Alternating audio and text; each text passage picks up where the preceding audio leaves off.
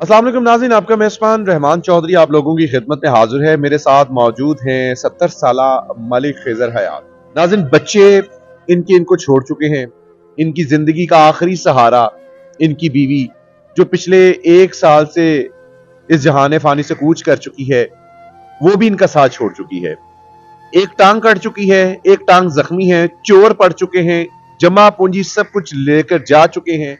या इनसे ऐसी कौन सी ऐसी गलती हो गई कि आज इनको कोई पूछने वाला नहीं है। आइए जानते हैं इनकी कहानी इन्हीं की जुबान। बुजुर्गों, किस तरीके ਨਾਲ जिंदगी गुजर रही है इस मुश्किल हालातां ਦੇ ਵਿੱਚ? बेटा बस गुजारा है। दोस्त आ जाते ने, आंडी भुंडियां वो पका जाते ने, खा पी लईदियां ने।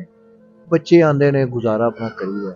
ਆਪਣੇ ਜਿਹੜੇ ਬੱਚੇ ਸੀ ਉਹਨਾਂ ਦੀ ਇੰਨਾ ਅਰਸਾ ਹੋ ਗਿਆ, 4-5 ਸਾਲ ਹੋ ਗਏ ਨੇ ਤੁਹਾਨੂੰ ਉੱਥੇ ਅਸੀਂ ਦੇਖ ਰਹੇ ਹਾਂ, ਉਹ ਨਹੀਂ ਪੁੱਛਦੇ ਆਂਦੇ। ਧੀਆਂ ਕੋਲ ਤੇ ਜਾ ਕੇ ਰਹਿ ਨਹੀਂ ਸਕਦੇ। ਪੁੱਤਰ ਨੇ ਉਹ ਆਪਣੇ ਆਪਣੇ ਘਰਾਂ, ਇੱਕ ਹੈਗਾ ਉਹ ਇੱਥੇ ਲਗਾ। ਕਿਸੇ ਕੋਲ ਜਾਵਾਂਗਾ, ਪੁੱਤਰ ਕੋਲ ਜਾਵਾਂਗਾ ਤੇ ਬੇਟਾ ਮੈਂ ਬੋਝ ਬਣ। ਔਲਾਦ ਦੇ ਵਿੱਚ ਨਾ ਬੱਚਾ ਲਾਡਲਾ ਵੀ ਹੁੰਦਾ ਹੈ। ਜਿਹੜਾ ਬੱਚਾ ਇੰਨਾ ਲਾਡਲਾ ਸੀ ਉਹਨੇ ਸਭ ਤੋਂ ਜ਼ਿਆਦਾ ਦੁੱਖ ਦਿੱਤਾ।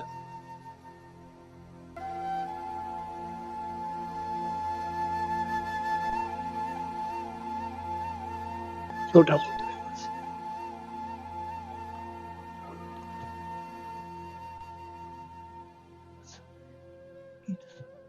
ਸਭ ਤੋਂ ਜ਼ਿਆਦਾ ਚਾਹ ਤੁਸੀਂ ਉਹਦੇ ਹੀ ਦੇਖੇ ਨੇ। ਉਹਦੇ ਦੇਖੇ ਨੇ, ਉਹ ਦੁੱਖ ਵੀ ਸਭ ਤੋਂ ਬਹੁਤੇ ਉਹਨੇ ਹੀ ਦਿੱਤੇ ਨੇ। ਉਹ ਦੇ ਰਿਹਾ ਕਿਸੇ ਨੂੰ ਬੰਦ। ਅੱਲਾਹ ਤਾਲਾ ਕਦੀ ਉਹਨੂੰ ਨਿੱਕੀ ਦੀ ਹਦਾਇਤ ਹੀ ਨਹੀਂ।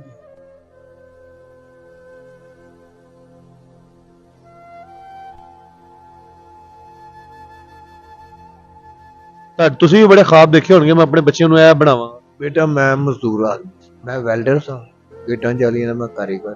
5 बच्चियां हुई, 2 पुत्र भी आए, तीसरा ये मर गया। ਲੱਤ ਤੁਹਾਡੀ ਕੱਟੀ ਗਈ ਏ, ਇੱਕ ਲੱਤ ਤੁਹਾਡੀ ਖਰਾਬ ਏ ਔਰ ਤੇ ਜ਼ਖਮ ਨੇ, ਥੱਲੇ ਗੰਦਗੀ ਏ, ਇੰਨੀ ਤਕਲੀਫ ਏ। ਔਲਾਦ ਦਾ ਗਮ ਅਲੱਗ ਏ, ਜਿਸਮਾਨੀ ਗਮ ਅਲੱਗ ਏ, ਬੀਵੀ ਦਾ ਗਮ ਅਲੱਗ ਏ। ਇੰਨੇ ਗਮ, ਇੰਨੀਆਂ ਪਰੇਸ਼ਾਨੀਆਂ ਬੁਢਾਪੇ ਦੇ ਵਿੱਚ। ਕਿਹਨਾਂ ਗੱਲਾਂ ਕਰਦੇ ਹੋ? ਇਹ ਸਾਰੀਆਂ ਚੀਜ਼ਾਂ ਦੇ ਸਵਾਲ ਜਵਾਬ ਕਿਹਨਾਂ ਕਰਦੇ ਹੋ? अपने नाल ही बेटा बैठ के अंदर रात में बैठे।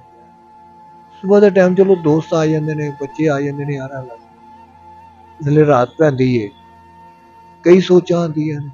ਇਹ ਲੱਤ ਤੇ ਜਿਹੜੀ ਖਰਾਬ ਏ, ਇੱਕ ਲੱਤ ਤੁਹਾਡੀ ਕੱਟੀ ਗਈ, ਸ਼ੂਗਰ ਦੀ ਵਜ੍ਹਾ ਤੋਂ ਹੋਈ?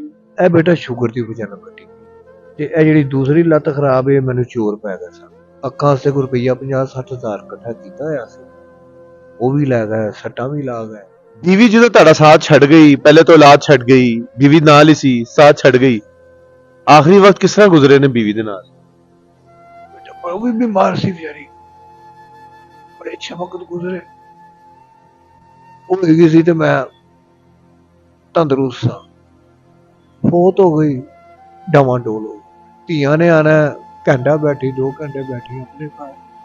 ਤੇ ਪੁੱਤਰਾਂ ਦਾ ਇਸ ਲਈ ਆਸਰਾ ਨਹੀਂ ਦਿੱਤਾ ਕਿ ਉਹਨਾਂ ਦੀਆਂ ਬੁੱਢੀਆਂ ਨੇ ਕੋ ਗੱਲਾਂ ਕਰਦੀ ਤੇ ਤੇਰੇ ਪਿਓ ਨੂੰ ਸਾਂਭ ਰਹੇ।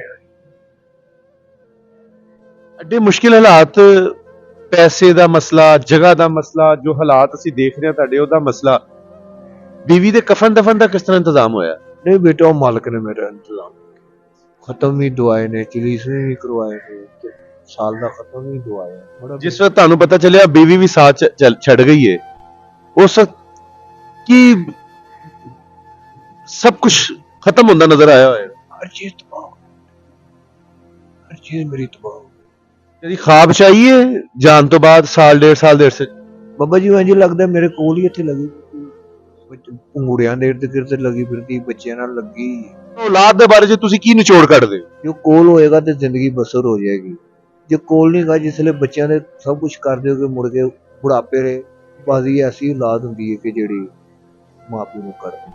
100 चों एक बच्चा होएगा जेड़ा अपने मां बाप नूं साਂਭੇ। ਜ਼ਿੰਦਗੀ ਦਾ ਇੱਕ ਅਜੀਬ ਹੀ ਮਰਹਲਾ ਤੁਹਾਡੇ ਨਾਲ ਚੱਲ ਰਿਹਾ ਹੈ।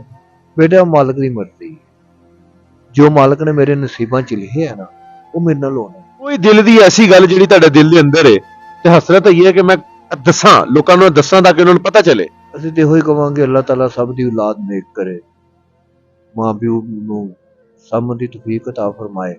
हम चाहेंगे कि हमारे प्लेटफॉर्म से इनकी मदद हो। इनका नंबर आप स्क्रीन पर देख सकते हैं, आप इनको जायज़ कैश या खुद आकर इनसे यहाँ मुलाकात कर सकते हैं, इनकी मदद कर सकते हैं ताकि हम इनकी ज़िंदगी को आसान करें और अल्लाह हमारी ज़िंदगी को आसान करे। इजाजत दीजिए, अल्लाह निगहबान।